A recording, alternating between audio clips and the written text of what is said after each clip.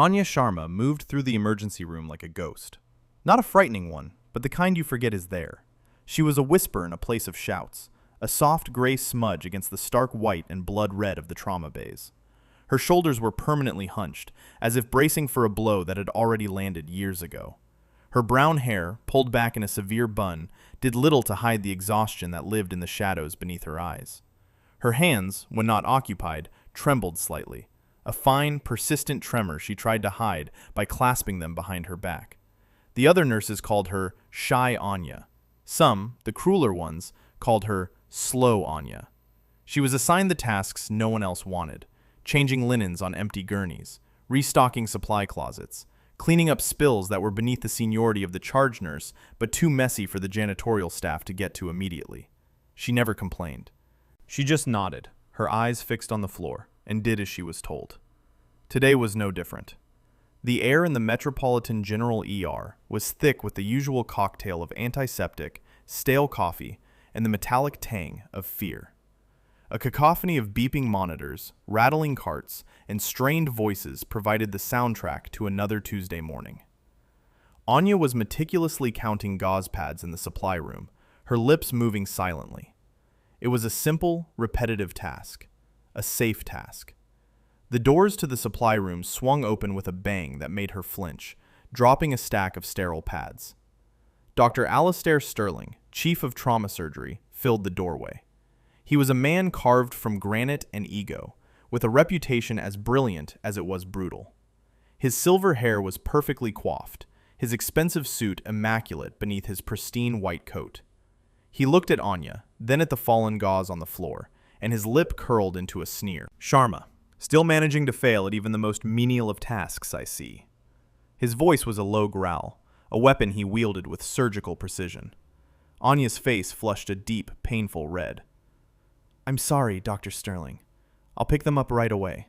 They're contaminated now. I'll dispose of them. He stepped over the scattered pads, his gaze sweeping over her as if she were a particularly disappointing specimen. Do you ever wonder why you're still here, nurse? I do. Every day. You move like you're walking through mud. You have the situational awareness of a rock. In a place where seconds count, you are a liability measured in minutes.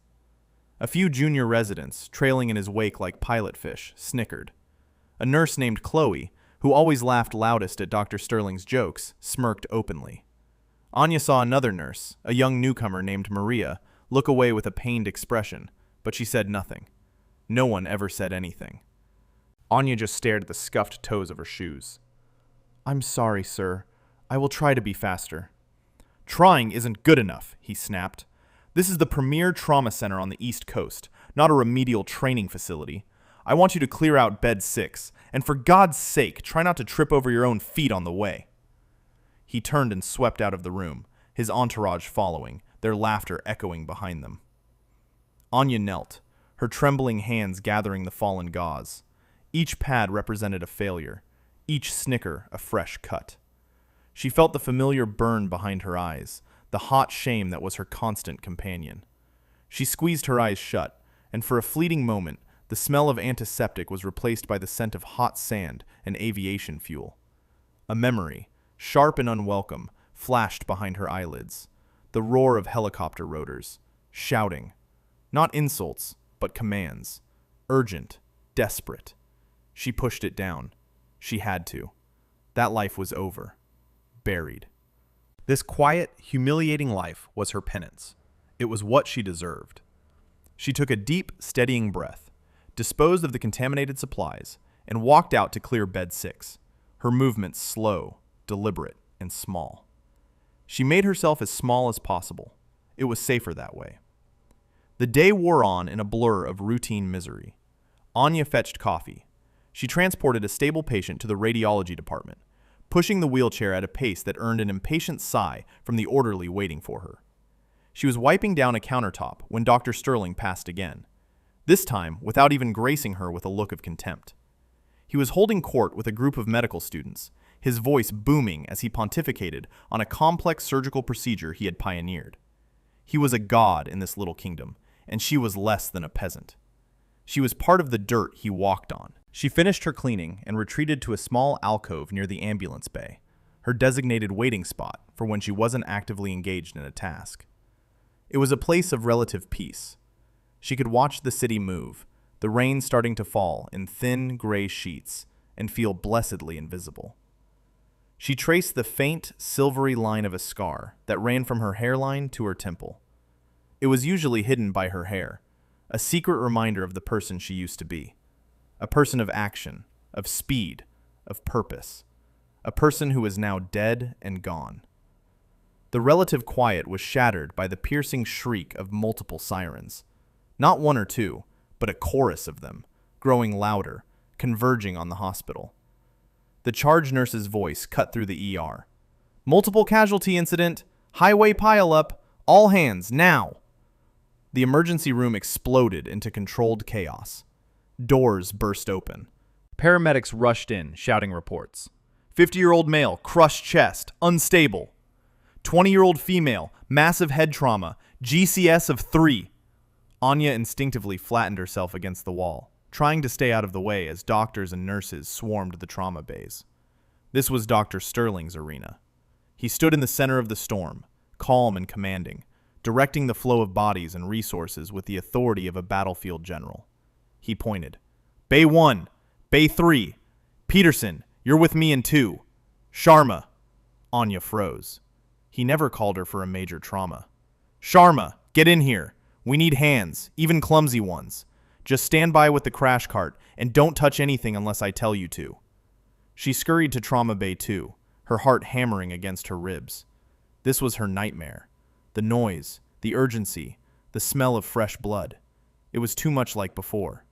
She gripped the steel handle of the crash cart, her knuckles white. The paramedics wheeled in the next patient. He was a mess. A John Doe, his face swollen and lacerated beyond recognition. His clothes were shredded and soaked in blood. One leg was bent at an unnatural angle. The paramedic rattled off his vitals. Unknown male, approximately 35, found unconscious at the scene. Hypotensive, tachycardic, multiple compound fractures. Abdomen is rigid.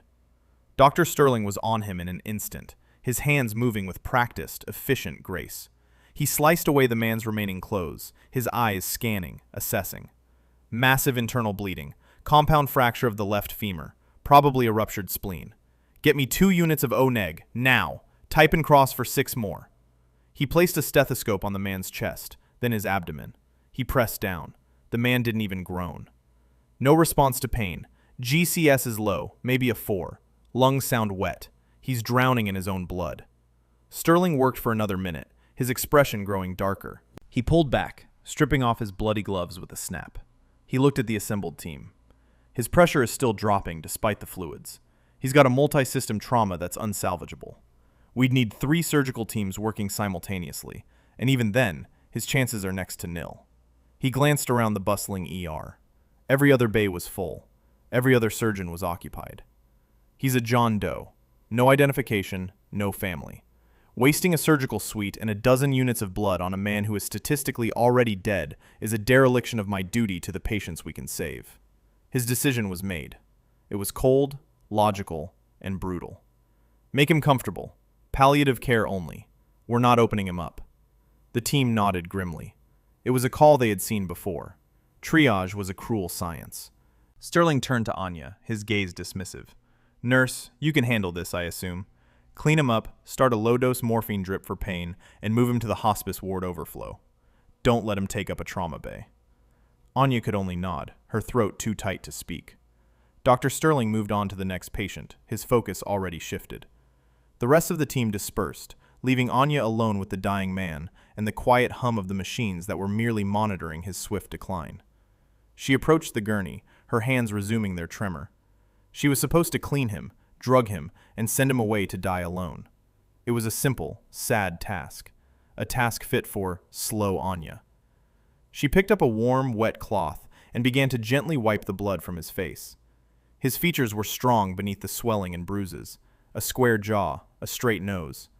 He had a tattoo on his bicep, a complex design she couldn't quite make out through the grime. As she cleaned the side of his head, her fingers brushed against something behind his ear. A small, almost invisible puncture mark. It was tiny, barely a pinprick, surrounded by a faint, spidery web of reddish-purple discoloration. It didn't look like anything from the crash. It was too neat, too precise. Her hand stopped. The tremor vanished. She leaned closer, her eyes, usually downcast and unfocused, becoming sharp, analytical. She gently tilted his head. His neck was stiff, not just from trauma. It was a specific, board-like rigidity. She lifted his eyelid. His pupil was constricted, a perfect pinpoint. A cold dread, entirely different from her usual anxiety, washed over her. She had seen this before. The pinprick injection site, the rapid onset of hypotension mimicking internal bleeding, the muscular rigidity, the pinpoint pupils. It wasn't just trauma. It was poison, a specific kind. A boutique neurotoxin developed in a rogue state's lab, designed to be untraceable by standard toxicology screens. It accelerated the body's response to shock, making injuries seem far worse than they were. It turned a survivable trauma into a fatal one. Giving this man standard palliative care, or even standard surgical intervention, would kill him. The anesthetics would react with the toxin, causing immediate cardiac arrest. The memory she kept buried broke through the surface with the force of a tidal wave.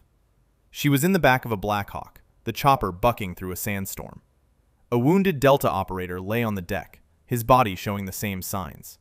She had screamed at the field surgeon not to intubate, to use the experimental antidote she carried. The surgeon had called her hysterical.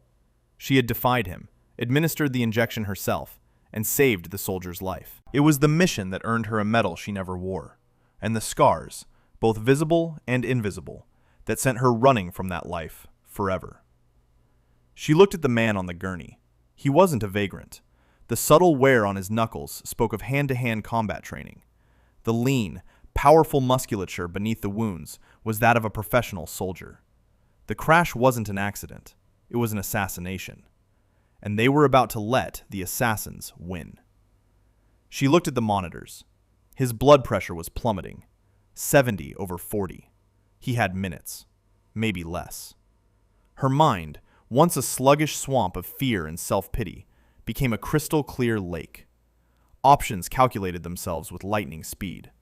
The antidote was a specific cocktail, atropine and pralidoxime, but in a much higher concentration than standard use, combined with a fast-acting benzodiazepine to prevent seizures. All of it was in the crash cart she was standing next to. Dr. Sterling's voice echoed in her head. "Don't touch anything unless I tell you to. Get him to the hospice ward. You're a liability." She looked at the dying man's face. She could follow orders. She could be the meek, useless nurse everyone thought she was. She could let him die, and no one would ever know or blame her. She could keep her life quiet, safe, empty.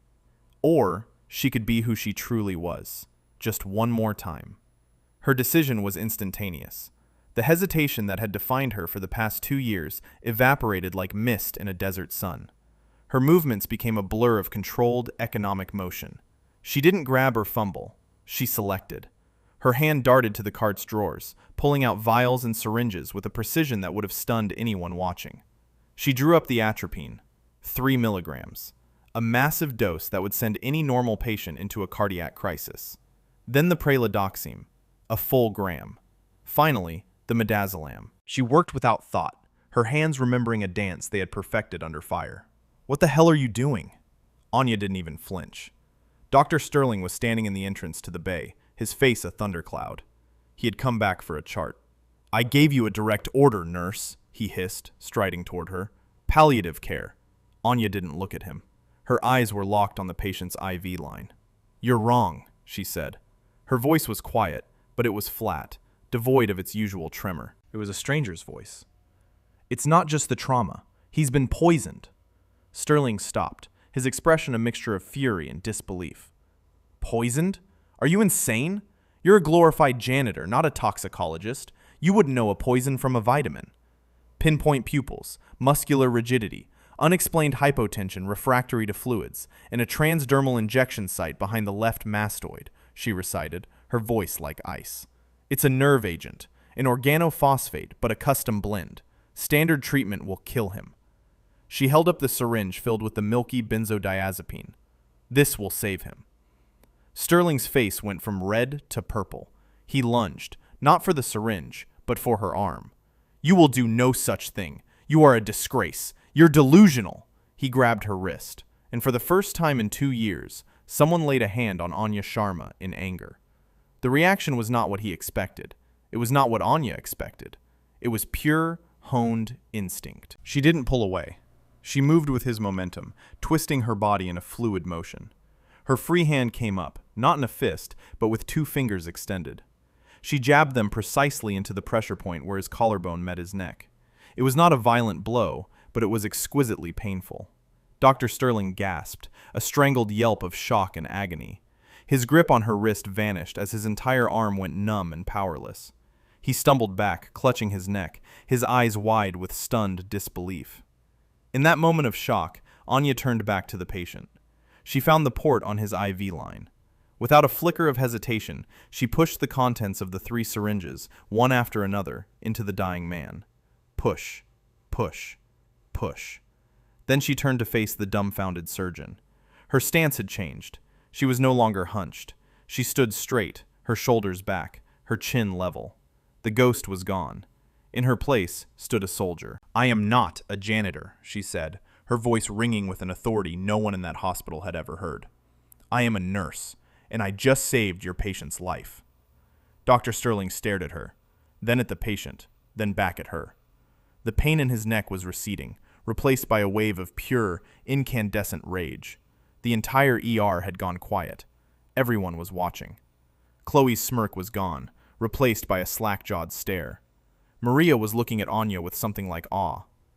You assaulted me," Sterling stammered, finding his voice. "You administered unauthorized medication against a direct order. You're finished." He pointed a trembling finger at her. "Security, get her out of here. Now. She's fired. I want her license revoked. I want her arrested." 2 hospital security guards, burly men used to dealing with drunks and distressed family members, approached cautiously. They looked from the furious chief of surgery to the small, composed nurse. "Ma'am, you need to come with us," the first guard said, his voice uncertain. Anya didn't resist. She gave the patient's monitors one last professional glance. His blood pressure, which had been 65/30, was now 80/50, and climbing. His heart rate was stabilizing. She had been right. She gave a curt nod. She had done what she had to do. The consequences were inevitable. She turned and walked calmly between the 2 guards, her head held high.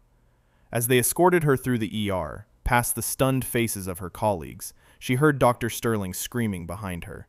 "And somebody get that John Doe out of my trauma bay. I don't care if he's alive. I want him gone." The automatic doors slid open, and Anya was escorted out into the cold, damp air. Her locker would be cleared out, her final paycheck mailed. She was jobless, friendless. She had broken her promise to herself. She had let the soldier out of the box, and the price was everything she had left. The guards left her on the curb. The rain was falling harder now, plastering her thin scrubs to her skin. She didn't have a jacket. She didn't have a car. She just started walking, the city lights blurring through the rain and the unshed tears in her eyes. She didn't know where she was going. It didn't matter. There was no place for her anymore. She had walked for maybe 10 minutes, a miserable, soaked figure trudging through the urban gloom, when a black sedan, sleek and expensive, pulled up silently beside her. The back window glided down. Inside sat a man in a perfectly tailored dark suit, his face calm and serious. He didn't look like a cop. "Anya Sharma?" he asked. His voice was quiet, but it carried an unmistakable weight of authority. Anya stopped, wary. "Who's asking?" "My name is Deputy Director Jennings. I'm with the Department of Defense," the man said. "We'd be very grateful if you would get in the car. There's a matter of national security we need to discuss with you." Anya stared at him. This was impossible. This couldn't be happening. "I think you have the wrong person. I was a nurse." "We know exactly who you are, Major Sharma," Jennings said, his expression unchanging. "We also know what you did for Captain Thorne about 30 minutes ago. Now please, get in the car. We're running out of time." Major Sharma. He had called her Major Sharma. A name she hadn't heard in 2 years. A ghost's name. Numbly, she opened the door and slid into the warm, leather-scented interior of the car. The door clicked shut, sealing her off from the world she had just been cast out of. Back at Metropolitan General, the chaos had taken on a new, terrifying dimension. It started with a sound. A low, rhythmic whoomp, whoomp, whoomp that grew rapidly louder, rattling the windows of the ER. Nurses and doctors rushed to the glass, peering out into the rain-swept street. Two shapes, dark and menacing, descended from the low-hanging clouds. Black Hawk helicopters. They weren't heading for the hospital's rooftop helipad. They were landing directly on the 4-lane road out front, their rotor wash blasting cars, street signs, and terrified pedestrians with a hurricane-force wind. The side doors slid open before the skids even touched the asphalt. Men swarmed out. They were clad in black tactical gear, armed with short-barreled rifles, their faces obscured by helmets and night vision goggles. They moved with a terrifying, fluid purpose, forming a perimeter around the ER entrance. They were not police. They were not National Guard. They were something else entirely. The ER doors burst open, and a team of 6 operators entered. They moved in a tight formation, rifles at a low ready, their helmet-mounted optics scanning every corner of the room. The frantic noise of the ER died instantly, replaced by a stunned, fearful silence. A man at the point of the formation, his rank designated by a subtle patch on his chest, approached the main desk where Dr. Sterling was still fuming. The operator's voice, filtered through his comm system, was calm and chillingly direct. "This area is now under military authority," he announced. "We are looking for a patient. Call sign, Viper. We are also looking for the medical professional who treated him. We were informed an angel saved his life." Dr. Sterling, his face pale with a mixture of fear and indignation, stepped forward. "I am Dr. Alistair Sterling, Chief of Surgery. This is my emergency room. Who in God's name are you people?" The team leader ignored the question. He scanned the trauma bays. "Where's the patient brought in from the highway pileup? The John Doe?"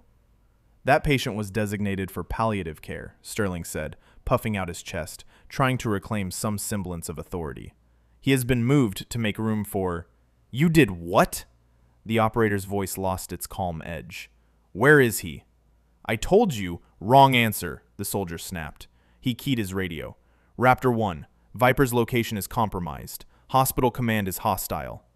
Just then, the main doors slid open again. Deputy Director Jennings walked in, flanked by 2 more men in suits, and behind them, walking with a steady, resolute gait, was Anya Sharma. She was wrapped in a warm, dry jacket that was far too large for her. Her hair was still damp, but her eyes were dry, and they were blazing. The lead operator saw her, and his entire posture changed. He stopped, stood straight, and raised a hand to his helmet in a crisp salute. His voice, now filled with shock and reverence, echoed through the silent ER. "Major? Major Sharma!" Every head in the room swiveled from the soldier to the timid nurse they had all scorned for months. Chloe's jaw was on the floor. Maria's eyes were wide with disbelief and dawning understanding. Dr. Sterling looked as if he had been struck by lightning. His face, already pale, turned the color of ash. Anya met the soldier's gaze and gave a single, sharp nod. "Master Sergeant?" The Master Sergeant lowered his hand, his relief palpable even through his gear. "Ma'am, we heard an unidentified friendly administered the C4 protocol. We didn't know it was you." Deputy Director Jennings stepped forward, his eyes locking onto Sterling. "Dr. Sterling," he said, his voice cold as a morgue slab. "I am placing this entire facility under federal jurisdiction. Captain David Thorne of the United States Army Special Operations Command is a high-value asset currently under our protection. His life was endangered by your gross incompetence." He gestured to Anya. "This is Major Anya Sharma, a decorated flight nurse with more experience in combat trauma and exotic chemical agents than your entire surgical staff combined. She correctly identified Captain Thorne's condition and saved his life, in direct defiance of your fatal misdiagnosis." Jennings's gaze hardened. "As of this moment, you are relieved of all medical authority. Major Sharma is in command of all aspects of Captain Thorne's care. Her orders will be followed by your staff without question or hesitation. Is that understood?" Sterling was speechless. He opened and closed his mouth like a fish, but no sound came out. He stared at Anya, at the woman he had humiliated, fired, and thrown out into the rain. He saw the quiet, mousy nurse, but he also saw the unyielding strength in her eyes, the steel in her spine. He saw a person he had completely and utterly misjudged, and he knew, in that sickening moment, that his world was beginning to crumble. Anya didn't waste a second. She turned to the master sergeant. "Where is he?" "They said they were moving him to hospice," the soldier replied, his voice tight with anger. "That's on the 4th floor," Anya said, already moving. "He's stable for now, but the antidote only buys us time. We need to get him to a secure facility with full support. What's our extraction plan?" "Mobile surgical unit is en route. We have a C-130 waiting at Andrews, but we need to get him out of here first," the master sergeant explained, falling into step beside her. The rest of his team followed, forming a protective diamond around her. "The service elevators," Anya said, her mind racing. "They're the fastest way, and they can be locked down. Get your men to secure the elevator bank and the 4th floor corridor. I need a full set of his charts and whatever blood work they've run, no matter how useless." She was no longer Anya the nurse. She was Major Sharma, and she was in her element. The ER staff watched in stunned silence as the woman they knew as a clumsy subordinate now commanded a team of elite special operators with an ease and confidence that was nothing short of breathtaking. In a secured room adjacent to the now militarized ER, Jennings laid out the situation for Anya, while the team prepared to move Captain Thorne. Captain Thorne was in country, deep cover, he began, his voice low. He secured actionable intelligence on a new chemical weapon being sold on the black market. The one you correctly identified. It's called Spectre. It's designed to make assassinations look like accidents or medical emergencies. Thorne was exposed during exfiltration. The car crash wasn't an accident. It was a kill team trying to finish the job. Anya listened, her expression grim. The intel? Did he have it with him? It's not on him. We believe it's stored on a microdrive he secured before he was compromised. His mission partner is still in the wind. Thorne is the only one who knows the location of the drive and the identity of the buyers. If he dies, the Spectre toxin could be deployed in a major city within weeks. His survival is not just about him. It's about preventing a potential catastrophe. He needs a full chelation course and supportive therapy, Anya stated. The antidote I gave him will wear off in a few hours. The half-life of the toxin is short, but it binds to tissue. We need to flush his system completely. The mobile unit has everything you need, Jennings assured her. Your only job is to keep him alive until we get him airborne. Suddenly, the master sergeant's voice crackled over a nearby radio. "Breach! Breach! 4th floor!" Anya and Jennings looked at each other. "How?" Jennings demanded. Meanwhile, in his now empty office, Dr. Alistair Sterling was shaking with a rage so profound it made him nauseous. His career, his reputation, his entire life's work had been dismantled in minutes by a mousy nurse he had fired. His phone buzzed. It was a number he didn't recognize, but he knew who it was from. The men he owed an astronomical sum of money to. The men who had been blackmailing him for a year over a gambling debt that had spiraled out of control.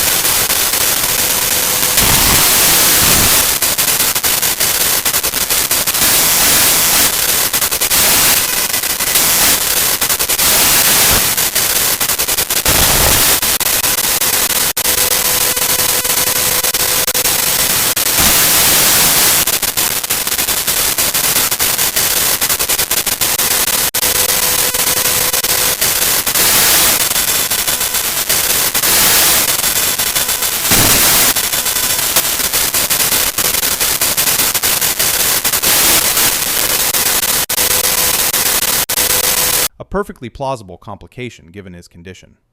Create a distraction. Do what you must. This is your only way out. Sterling's mind raced. $5 million. An end to the threats, the fear. A new life, far away from this humiliation. All he had to do was kill one man. A man he had already left to die once. His morality, already withered, crumbled to dust. "How do I do it?" he asked, his voice a hoarse whisper. He listened intently, then hung up. His face was set in a grim mask of determination. He put on a fresh white coat, grabbed his hospital ID, and walked out of his office. He knew a back staircase that led to the 4th floor, one that bypassed the main corridors the soldiers were watching. He could do this. He would not be beaten. Anya arrived on the 4th floor, just as the SEAL team was subduing a man dressed in orderly scrubs. He was on the ground, his wrist bent at an unnatural angle, a syringe lying a few feet away. One of the soldiers held it up with a pair of forceps. "Found him trying to get into the patient's room," the soldier reported. "He had this. Looks like potassium chloride." Anya's blood ran cold. "The hospital is compromised. They have someone on the inside. We have to move. Now." She pushed into the room where Captain Thorne lay. His vitals were still stable, but his breathing was shallow. She checked the antidote drip. It was flowing correctly. "Master Sergeant, status of the exit?" "Ambulance is at the sub-level loading bay. We have the route cleared, but it's hot. They knew we were here. They might know where we're going." "We have no choice," Anya said. "Let's move him." The team worked with incredible efficiency. Within minutes, Captain Thorne was on a mobile gurney, hooked up to a portable monitor and ventilator that Anya operated. They moved down the service corridor, a phalanx of silent, deadly protectors around the gurney. As they passed the junction, Anya caught a glimpse of a familiar figure in a white coat hurrying down a side hall. Dr. Sterling. He shouldn't have been on this floor. He saw her, his eyes widened in panic, and he ducked out of sight. Anya's mind clicked. The assassin in orderly scrubs. Sterling's presence on a locked-down floor. "He's helping them," she breathed. "Who?" the Master Sergeant asked. "Sterling. He's the inside man."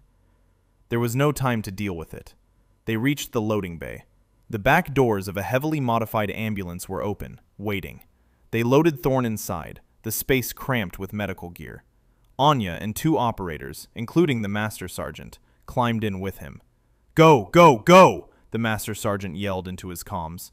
The ambulance shot out of the loading bay and into the rain-slicked city streets, a black SUV in front and another behind, forming a protective convoy. Anya's world narrowed to the confines of the ambulance's rear compartment. Her focus was absolute.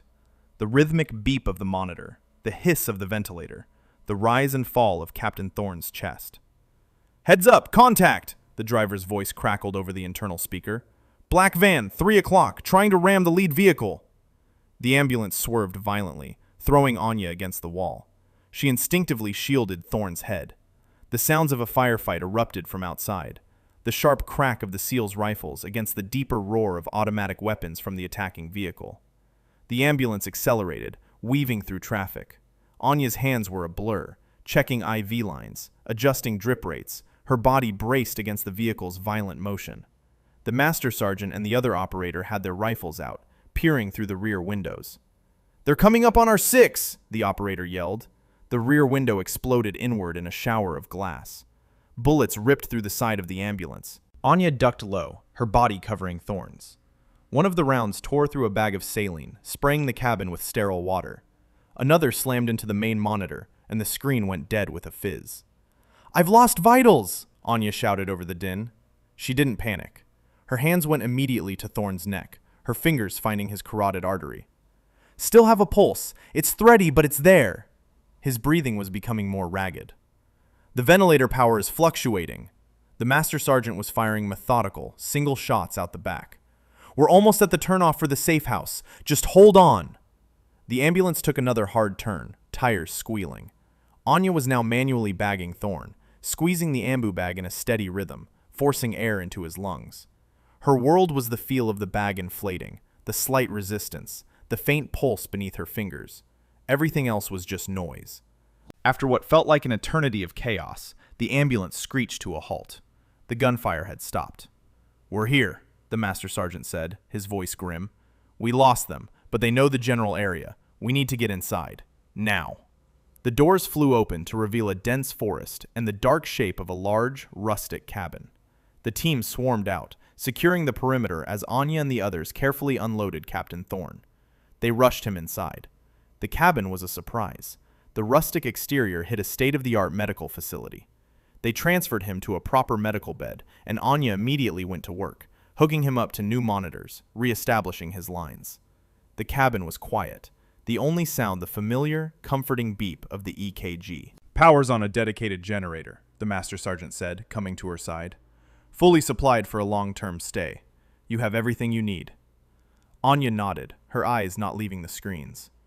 "His pressure is dropping again. The stress of the transport is accelerating the toxin's effects. The antidote is wearing off." She prepared another, smaller dose. "This is the last one I can give him. After this, his system won't be able to handle it. We have to start the full chelation, or we lose him." Suddenly, all the lights in the cabin flickered and died. The steady beep of the monitors was replaced by a high-pitched, urgent alarm from the battery backups. "What was that?" Anya asked, her head snapping up. The Master Sergeant's face was a grim silhouette in the red glow of the emergency lights. "They found us." Outside, the forest erupted in a storm of automatic gunfire. Bullets tore through the cabin's wooden walls. The windows, which Anya now realized were reinforced, spiderwebbed but didn't break. The SEAL team returned fire from prepared positions around the house. The siege had begun. "They've hit the main generator," the Master Sergeant yelled over the gunfire. "Backup power is on, but it's only for critical systems. How long for his monitors?" 10 minutes, maybe 15, Anya shouted back, her attention fixed on the failing battery indicator. "I'm losing his ventilator support." The firefight outside was intense, a brutal symphony of explosions and gunfire. The cabin shook as a grenade detonated near the front porch. Inside, Anya was in her own war. The power fluctuations were wreaking havoc on the delicate medical equipment. She was once again forced to bag Thorn manually, her arm already aching from the effort in the ambulance. The Master Sergeant was at the door of the medical room, laying down suppressive fire with his rifle. "They're trying to breach the back door," he yelled. "I have to move." He looked at her, his face grim. "Can you hold this room?" Anya met his gaze, the rhythmic squeeze of the ambu bag her only answer. She nodded. "Go." He disappeared into the hallway, and the sound of his rifle joined the chorus from a different part of the house. Anya was alone. Alone with her patient in a dimly lit room, the sound of battle raging just feet away. Her world shrank to the size of that room. The squeeze and release of the bag, the faint pulse in Thorn's neck, the dying whine of the battery backup. She needed to perform an emergency cricothyrotomy. If the ventilator failed completely, it was the only way to keep his airway open. She grabbed a scalpel and a trach tube from a nearby kit, laying them out on a sterile cloth beside the bed. Her hands were steady. The fear was a cold knot in her stomach, but her training was a shield around her mind. A loud crash came from the hallway, followed by a burst of gunfire, then silence. A heavy, booted footstep sounded just outside the door. It wasn't the Master Sergeant's gate. It was slower, heavier. The door swung open.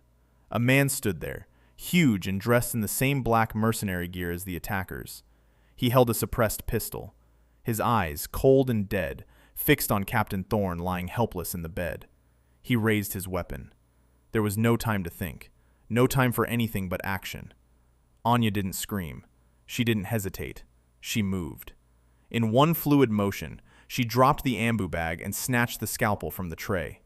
The mercenary was focused on the bed, seeing her as nothing more than a nurse, an obstacle to be swatted aside after he had killed his primary target. It was a fatal mistake. She launched herself across the short distance between them, not with a wild charge, but with the explosive speed of a viper. She moved under his gun arm. He fired, the suppressed shot thudding into the wall behind her. Before he could correct his aim, she was inside his guard. Her left hand shot up, grabbing his wrist, twisting it outward with a brutal, practiced torque that sent waves of agony up his arm and forced him to drop the pistol. Simultaneously, her right hand, holding the scalpel, drew a single, precise, upward line along the side of his neck, right over the carotid artery. It was a move taught for one purpose: immediate, silent incapacitation. A move from a life she had tried to forget. The man made a gurgling sound, his eyes wide with shocked disbelief. He dropped to his knees, clutching his neck as blood pumped between his fingers. He stared at her, at this small woman who had just dispatched him with the cold efficiency of a seasoned killer. And then he collapsed, silent and still. Anya stood over him, her chest heaving, the scalpel still clutched in her hand. Adrenaline coursed through her veins. She looked from the dead man to her patient. A pair of eyes were watching her. Captain Thorne was conscious. Barely. His eyes were open, lucid, and fixed on her. He had seen everything. He tried to speak, his voice a dry, rasping whisper. "Angel." Then his eyes rolled back in his head as his body finally succumbed to the toxin and the stress. The monitor beside him flatlined. "No!" Anya dropped the scalpel and was on him in an instant, starting chest compressions. "Don't you die on me, Captain! Don't you dare!" The firefight outside suddenly intensified, then, just as abruptly, was replaced by a new sound. The familiar whoomp, whoomp of friendly helicopters. The cavalry had arrived. The next day was a blur. The mercenary force had been routed and captured. The Master Sergeant had survived, taking a round to his leg, but otherwise intact. Captain Thorne had been stabilized, the cricothyrotomy a success, and airlifted to Walter Reed Medical Center. Anya, running on pure adrenaline and caffeine, had overseen his transport and transition of care, her authority now absolute and unquestioned. Now, she stood in the lobby of Metropolitan General. It was a different kind of battlefield. Reporters and camera crews swarmed the entrance, held back by a line of military police. Inside, the hospital staff whispered and stared, their gazes a mixture of awe, fear, and shame. At a hastily arranged podium, Dr. Alistair Sterling was speaking. He had seized the narrative. His face was a mask of grave concern, his voice smooth and reassuring.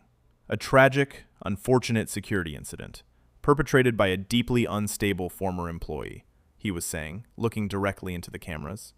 This nurse, Anya Sharma, who was fired yesterday for gross negligence and assaulting a superior, appears to have had a psychotic break. We believe she and her accomplices kidnapped a patient, leading to this violent confrontation. He was brilliant. He was twisting her heroism into a crime, painting himself as the victim and the voice of reason.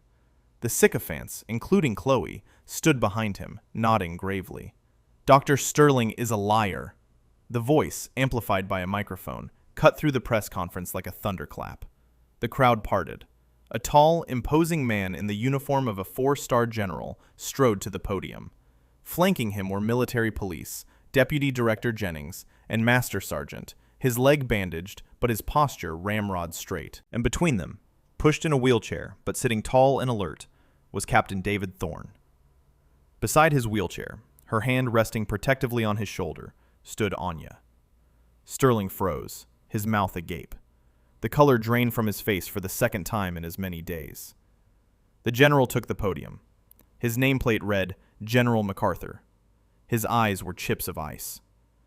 Dr. Alistair Sterling is not a victim. He is a criminal. He nodded to Jennings, who stepped forward. "We have sworn testimony from captured mercenaries," Jennings announced, his voice carrying to every corner of the lobby. "They have confirmed they were working with an inside man at this hospital. Someone who fed them information. Someone who attempted to murder Captain Thorne himself. Someone who was paid handsomely for his treason." The general raised a small digital recorder. "We also have this." He pressed a button. Sterling's voice, tinny and laced with desperate greed, filled the stunned silence. $5 million? How do I do it? A collective gasp went through the crowd. Sterling stared at the recorder as if it were a snake. He started to shake his head, sputtering. "No, that's been doctored. It's a fake, a fabrication." "It's over, Alistair," General MacArthur said, his voice low and final. 2 military police officers moved forward, their hands on Sterling's arms. "No!" he shrieked, his composure shattering completely. He began to sob, a pathetic, wailing sound. "She did this! That crazy nurse! She set me up! I'm the chief of surgery! I'm a respected physician!" He was a blubbering, weeping wreck as they cuffed him and dragged him away, his cries of innocence echoing through the lobby until the doors closed behind him. The silence he left behind was profound. Then, someone started clapping. It was Maria, the young nurse, her face streaked with tears of relief and admiration. Then another nurse joined in. Then a doctor. Then the entire room, a wave of applause washing over Anya. Chloe stood frozen, her face a mask of horror and regret. General MacArthur turned to Anya. His stern expression softened. "Major Sharma," he said, his voice loud enough for everyone to hear. "On behalf of a grateful nation, thank you. You ran from your past, but when the moment came, you proved you are still one of the finest soldiers and medics this country has ever produced." He gestured to the cheering hospital staff. "Your name is cleared. Your license will be reinstated with a public commendation. You are a hero." Anya looked overwhelmed, the praise as stunning as the insults had once been. She looked at Captain Thorne. He reached up and took her hand, his grip surprisingly strong. "You saved my life," he said simply. "Twice." Later, after the press had been dispersed and a semblance of order restored, General MacArthur found Anya in a quiet corner. "I'm not just here to say thank you, Major," he said. "I'm here with a proposition. The Spectre toxin has shown us a gap in our capabilities. We need a new unit. A small, elite, rapid response team of medics and specialists who can deploy into high-threat environments to treat and extract personnel exposed to unconventional threats." He looked her straight in the eye. "It needs a leader, someone with your unique combination of skills, medical expertise, tactical awareness, and the guts to make the hard calls. We want you to build it, to lead it. No more hiding in the shadows, Major. We need you. Your country needs you." He was offering her a way back, not to the life she had run from, but to a new one. A life where she didn't have to hide who she was. A life of purpose. She thought of the years of quiet shame, of making herself small. She thought of the thrill of action, the satisfaction of saving a life against impossible odds. She looked at the general, and for the first time in a long, long time, she smiled. A real, genuine smile that reached her eyes. "I accept, General." The final scene was not one of endings, but of beginnings. Anya walked out of the front doors of Metropolitan General for the last time. She wasn't being thrown out. She was walking away, leaving the ghosts of her humiliation behind her. She wore the dry jacket Jennings had given her, but she walked with the posture of a major. Captain Thorne was beside her, still in the wheelchair, but improving by the hour, pushed by the Master Sergeant. They moved past the spot on the curb where she had stood, soaked and defeated, just the day before. Awaiting them was not a city bus or a lonely walk home, but one of the Black Hawk helicopters, its rotors spinning slowly on the now cleared street. "Looks like I owe you my life, Major," Thorne said, his voice stronger now. "More than once." "We'll call it even," Anya replied, her voice light. "But you can call me Anya." He grinned. "Only if you call me David." She helped him from the chair and up the ramp into the helicopter. She took a seat across from him, the Master Sergeant securing the wheelchair. As the helicopter lifted off, rising above the hospital and the city, Anya looked out the window. She wasn't looking back at what she was leaving, but forward, to the horizon and the new life that awaited her. She was no longer a ghost. She was a guardian angel, and she was finally going home. We really hope you enjoyed this educational piece of content, and hope that you could understand the moral lessons behind it. The story of Anya Sharma teaches us a powerful lesson about judging others. It shows that true strength and capability are not always visible on the surface. People who appear quiet or meek may possess incredible reserves of courage and skill, forged in experiences we know nothing about. It reminds us that arrogance and pride, like that of Dr. Sterling, can lead to terrible mistakes, while humility and dedication to doing the right thing, even at great personal cost, are the true marks of a hero. Doing the right thing always pays off in the end, and true strength is not about status, but about character. Never judge a book by its cover. What would you have done if you were in Anya's position? Would you have risked your career to save a patient against a direct order from a powerful boss? Let me know in the comments below. And if you enjoyed this story, please smash that like button and make sure you subscribe and hit the notification bell so you never miss an upload. Have a nice rest of your day.